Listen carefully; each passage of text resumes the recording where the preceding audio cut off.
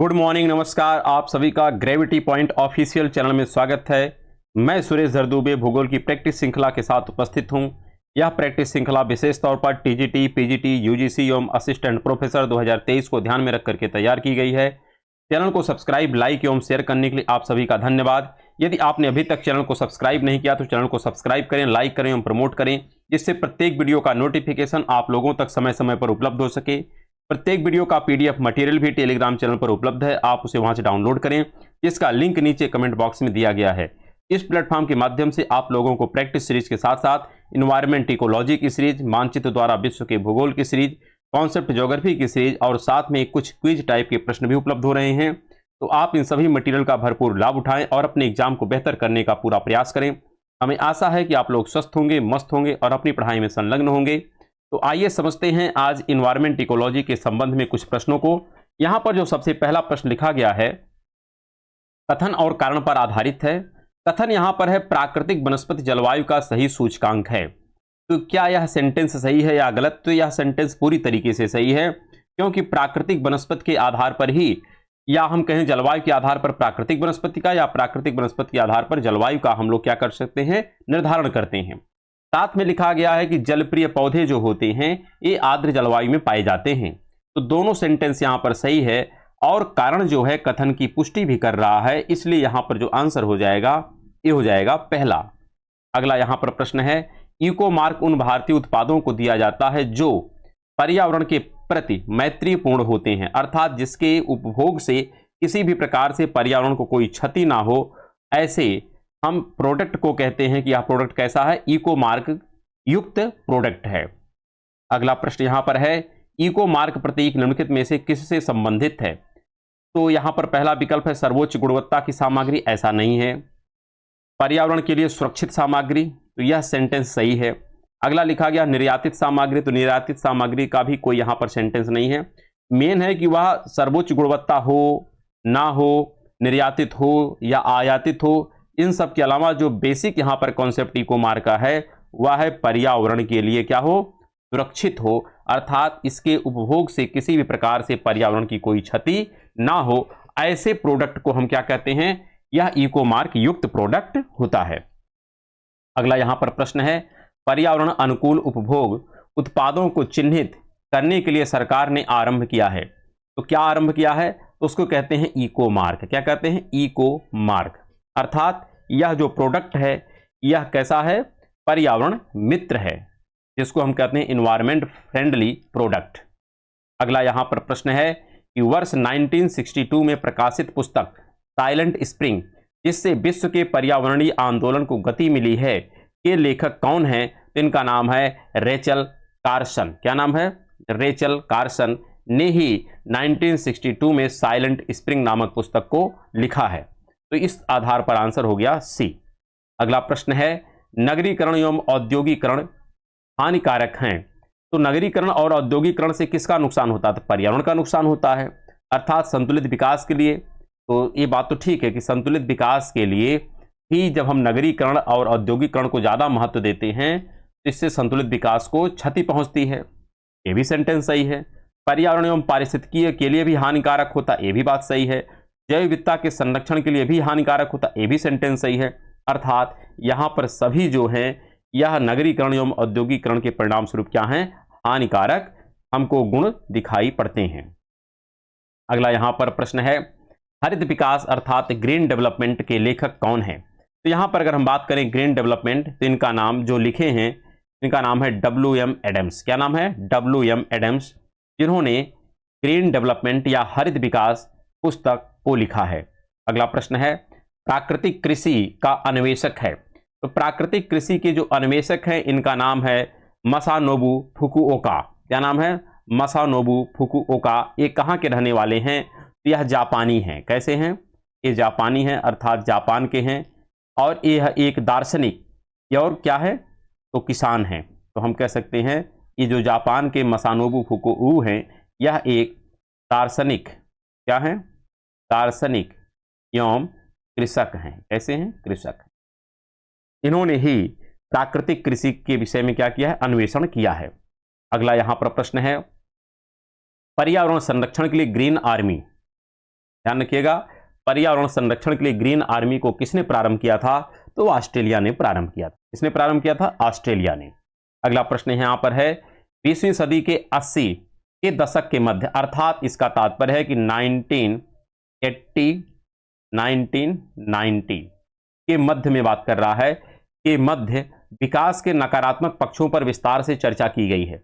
और इसी दौरान हमने आपके साथ यह चर्चा भी किया था इन्वायरमेंट इकोलॉजी की सीरीज में कि जो IPCC का गठन है या वेटलैंड कमेटी का जो गठन है इसी दौरान किया गया था, क्योंकि इस दौरान जो है इन्वायरमेंट इकोलॉजी पर काफ़ी ज़्यादा नकारात्मक इम्पैक्ट देखने को मिले थे। तो यहाँ पर पूछ रहा है कि निम्नलिखित में से कौन सा एक उनमें से महत्वपूर्ण नहीं है, तो वही हमको चयन करना। जैसे लिखा प्राकृतिक संसाधनों का क्षरण, ये बात ठीक है कि प्राकृतिक संसाधनों का क्षरण हुआ था इस दशक में, साथ में पर्यावरण का प्रदूषण भी हुआ था इस दशक में।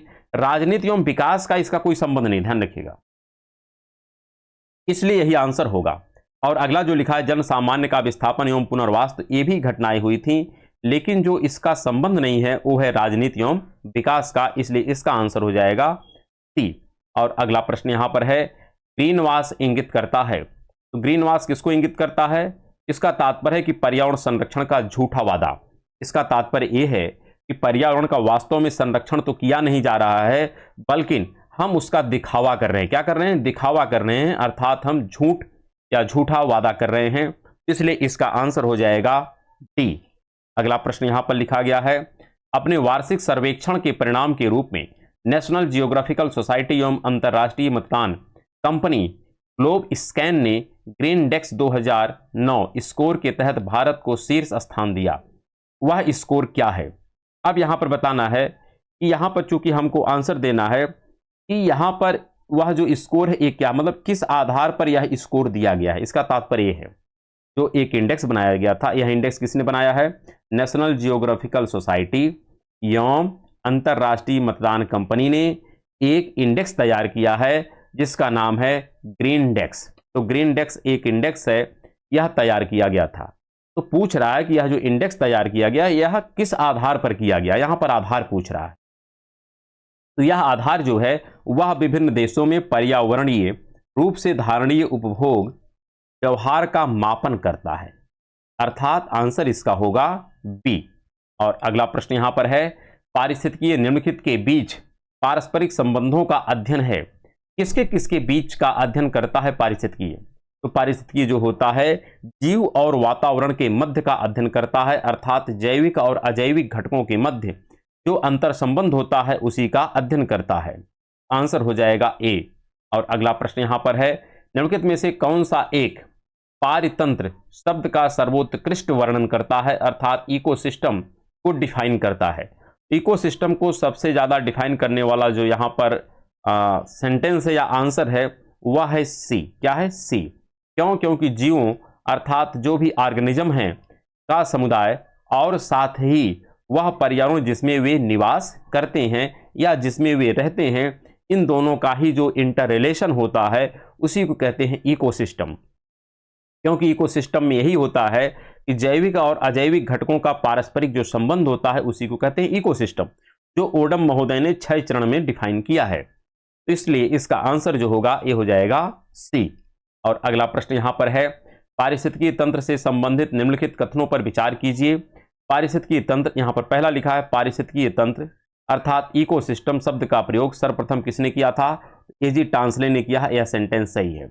अगला लिखा गया है जो जीव अपना भोजन स्वयं उत्पादित करते हैं उन्हें स्वपोषित कहते हैं। क्या कहते हैं? स्वपोषित कहते हैं। तो यह भी सेंटेंस सही है, जिसके अंतर्गत हम लोग हरी वनस्पतियों को रखते हैं। साथ में तीसरा जो लिखा है प्रकाश संश्लेषण की प्रक्रिया द्वारा उपभोक्ता अपने भोजन का उपभोग करता है, ये गलत है। फिर लिखा है वियोजक अकार्बनिक पदार्थों का कार्बनिक पदार्थ में परिवर्तन करता है, यह भी गलत है। बल्कि यहां पर हम कह सकते हैं जो वियोजक होता है या डिकम्पोजर होता है यह कार्बनिक पदार्थ को अकार्बनिक पदार्थ में परिवर्तन करता है। तो यहां पर जो कार्बनिक है अकार्बनिक है, इसके स्थान पर होना चाहिए था कार्बनिक और इसके स्थान पर होना चाहिए अकार्बनिक, तो जाके सेंटेंस सही होगा। तो इस आधार पर यह भी गलत है, इसलिए आंसर जो हो जाएगा पहला और दूसरा अर्थात ए विकल्प सही होगा। अगला यहां पर प्रश्न है इकोसिस्टम के संबंध में निम्न में से क्या सत्य है।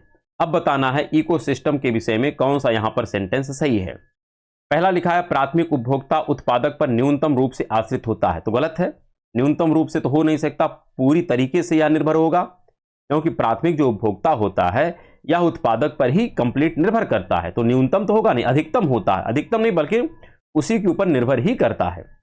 दूसरा सेंटेंस लिख रहा है कि प्राथमिक उपभोक्ता उत्पादकों से संख्या में अधिक होते हैं, गलत है, इनका नंबर कम होता है।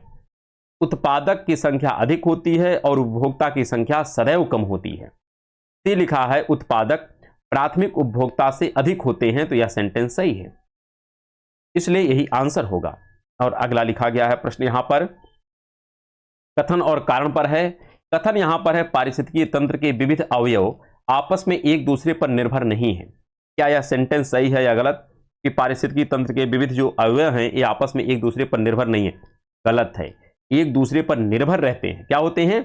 एक दूसरे पर निर्भर रहते हैं, इसलिए पहला तो यहां पर कथन गलत हो गया। कारण लिख रहा है कि मानव क्रियाओं से वातावरण प्रभावित होता है, ये सेंटेंस सही है। तो यहां पर कारण तो सही है लेकिन कथन गलत है, इसलिए आंसर हो जाएगा डी। और अगला प्रश्न यहां पर है भारत में पारिस्थितिकीय संतुलन का निम्नलिखित में से कौन सा एक प्रमुख कारण है?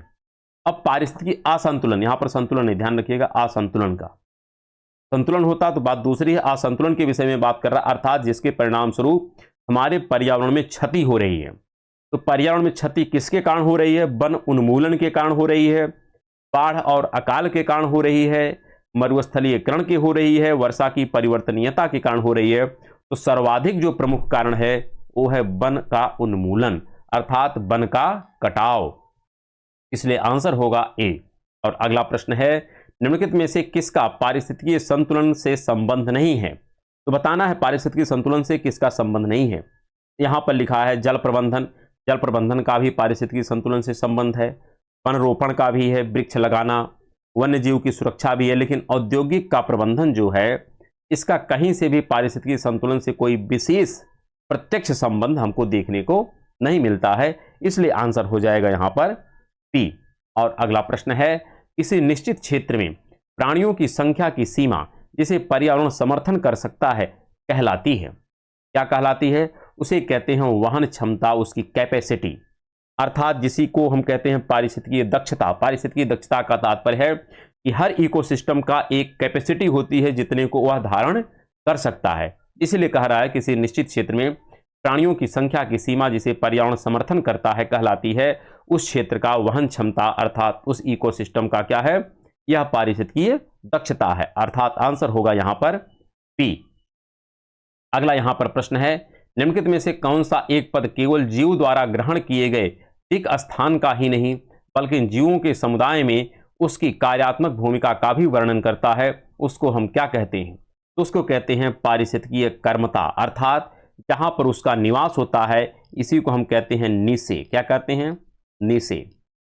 यह पारिस्थितिकीय निसे होता है, पारिस्थितिकीय कर्मता होता है। जबकि इकोटोन जो होता है यह एक संक्रमिका होती है, जहां पर दो प्रकार के बायोम आपस में मिलते हैं उसको कहते हैं संक्रमिका। तो इस आधार पर इस पर्टिकुलर प्रश्न का आंसर जो हो जाएगा ये हो जाएगा बी। अगला प्रश्न यहां पर लिखा गया है पारितंत्रों में खाद्य श्रृंखलाओं के संदर्भ में निम्नलिखित कथनों पर विचार करें। यहां पर पहला सेंटेंस लिखा है खाद्य श्रृंखला उस क्रम का निर्देशन करती है जिसमें जीवों की एक श्रृंखला एक दूसरे के आहार द्वारा पोषित होती है।